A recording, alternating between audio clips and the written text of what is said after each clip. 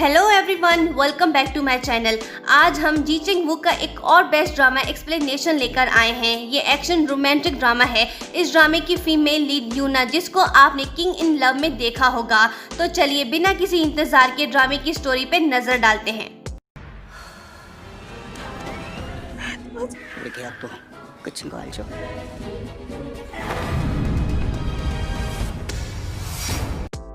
कहानी की शुरुआत में हम एक छोटी लड़की को देखते हैं जबरदस्ती नन हाउस ले जाते हुए, क्योंकि उसकी मॉम मर चुकी है। स्टेप मॉम ने उसे यहाँ भेजा है। एना का बचपन यहीं पे बीतता है। वो बड़ी हो जाती है पर वो यहाँ रहने में खुश नहीं होती। एक दिन एना नन हाउस से भागती है यूरोप कंट्री से। सड़कों पे चलते चलते ट्रेन स्टेशन पहुंच जाती है। एना हेल्प करने को कहती है एक शख्स को। ये जेहा है, जो कि पहले ही जख्मी है, क्योंकि वो स्पेशल फोर्स से भागा हुआ एजेंट है। किस लिए भागा वो आगे पता चलेगा। बेचारी एना नंगे पांव उसे मिन्नतें करती है कि मुझे बचाओ, नहीं तो ये लोग मुझे वापस ले जाएंगे।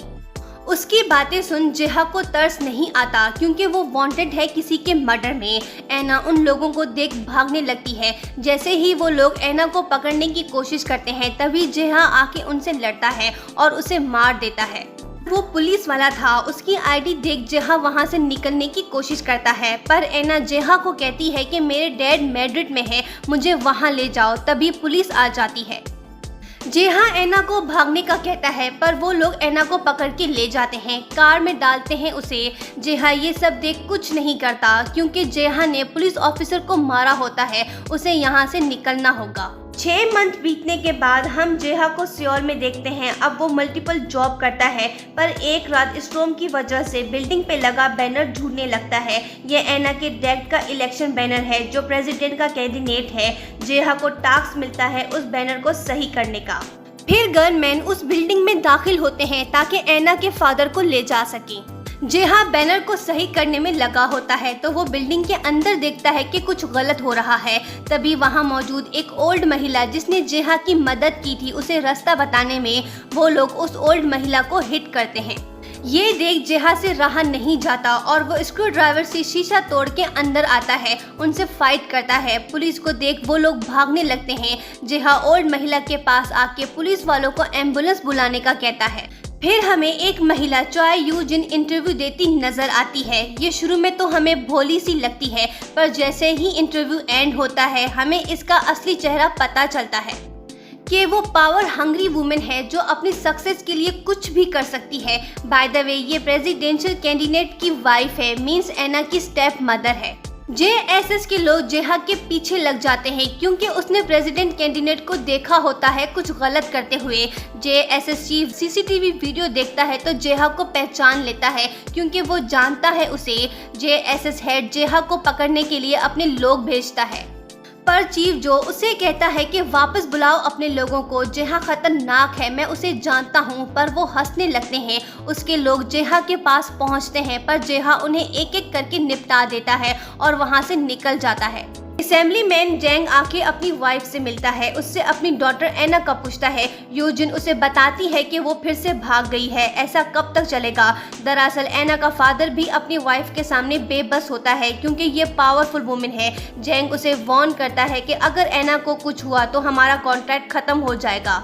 यूरोप में मौजूद एना फिर से भागती है नन हाउस से। वो एक जगह एक्सीडेंट होते होते बच जाती है, पर रोशनी चमकने से उसे डर लगता है, क्योंकि उसे मानसिक बीमारी है। अपनी मॉम को उसने अपने सामने मरते देखा था।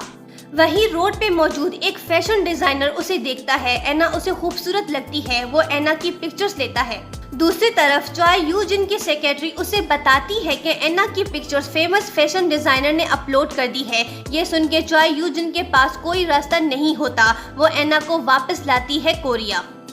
एना को कोरिया वापस लाके एक रूम में बंद कर दिया जाता है।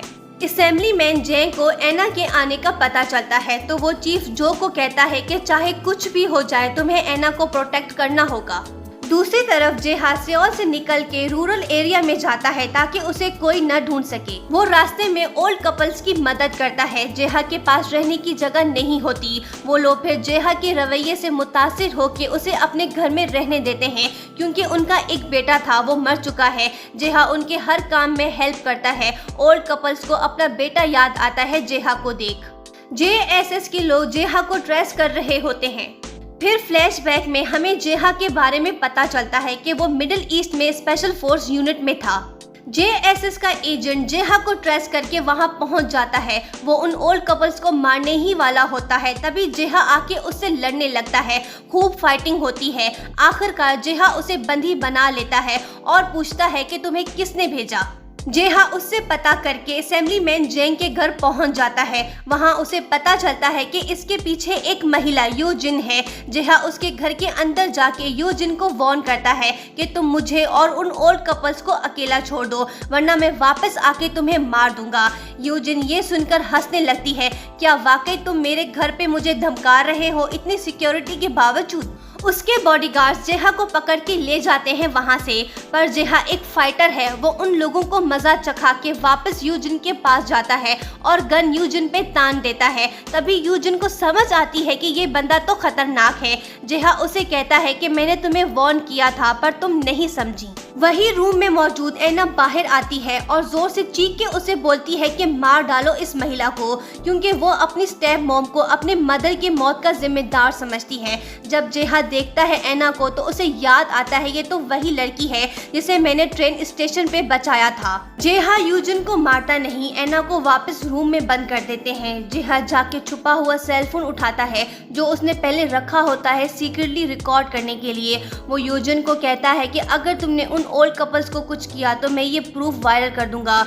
यूजिन ये सुनकर टेंस होती है। जेहा उसके बाद यूजिन को हॉस्टेज बना लेता है और वहां से ले जाता है कार में।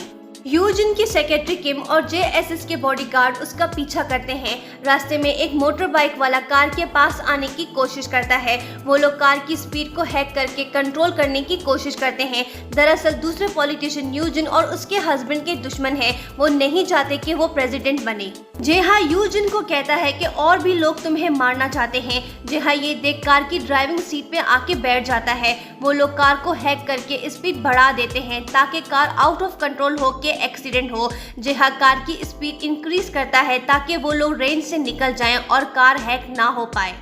कार आउट ऑफ कंट्रोल हो जाती है, ब्रेक फेल हो जाते हैं और कार क्रैश होता है। जेहा कार से निकल जाता है पर वो यूजिन को कार में इंजर्ड देख उसे निकालने की कोशिश करता है।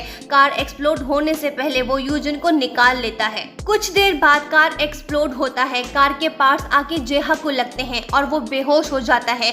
यूजिन होश में होती है। वो ये देख लेती है कि उसने मुझे बचाया।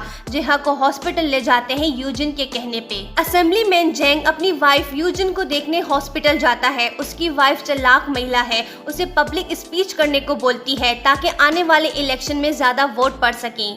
वो जाके वंडरफुल स्पीच देता है। स्पीच लाइव ब्रॉडकास्ट होता है। सब लोग उसकी तारीफ करते हैं।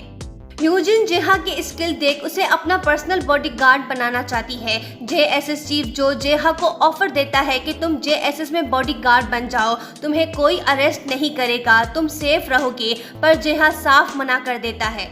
यूजिन का ब्रदर अपनी सिस्टर का पूछने आता है पर ये एक दूसरे को पसंद नहीं करते क्योंकि इनकी फैमिलीज में आपसी मसले होते हैं कंपनीज को लेकर। फिर एंट्री होती है ड्रामे के विलन का, असेंबलीमैन पार्क। ये भी प्रेसिडेंशियल कैंडिडेट है। उस पर शक होता है यूजिन को मारने की कोशिश करने का। फिर वो हॉस्पिटल जाके अपने अपोजिट की वाइफ से मिलता है ताकि लोग उस पर शक ना कर सकें।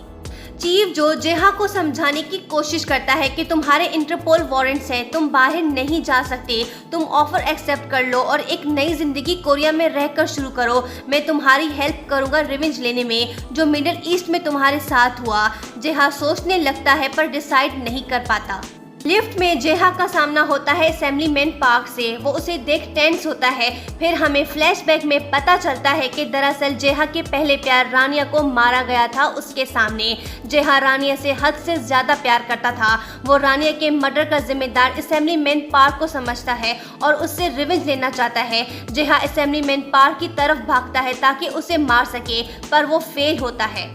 यूजिन जेहा को अपनी कार में बिठा के उसे ऑफर करती है कि मेरा बॉडीगार्ड बन जाओ, पर जेहा उसके सामने शर्त रखता है कि तुम मेरी मदद करोगी असेंबलीमैन पार्क को मारने में। यूजिन भी यही चाहती है क्योंकि वो पार्क को अपने ऊपर हमले का जिम्मेदार समझती है। यूजिन मान जाती है। जेहा का नाम केटू रख दिया जाता है और वो जेएसएस ज्वाइन कर लेता है।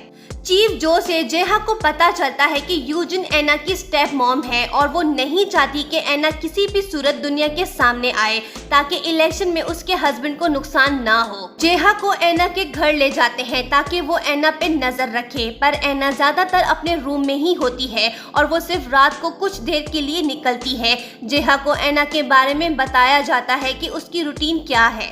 एना की मॉनिटरिंग के लिए घर पे सीसीटीवी कैमरास लगे होते हैं। जेहा को कंट्रोल रूम से उसकी एक्टिविटी पे नजर रखना है। जेहा को पहले ये काम बोरिंग लगता है, पर जब एना रूम से बाहर आती है जेहा उसकी एक्टिविटी देखने लगता है। एना किचन जाती है ताकि वो अपने लिए कुछ बना सके। जेहा ये सब देख एक्साइटेड होता है कि एना क्या करने वाली है। एना किचन में रेमन का पैकेट देख के खुश होती है। दूसरी तरफ जेहा ये सब देखता है और मुस्कुराता है। एना किचन में रेमन कुक करने की कोशिश करती है, पर गैस स्टोव ऑन नहीं होता। दूसरी तरफ जेहा ये देख टेंस होता है और इशारे करने लगता है कि इस तरफ गैस वॉल है, उसे खोलो।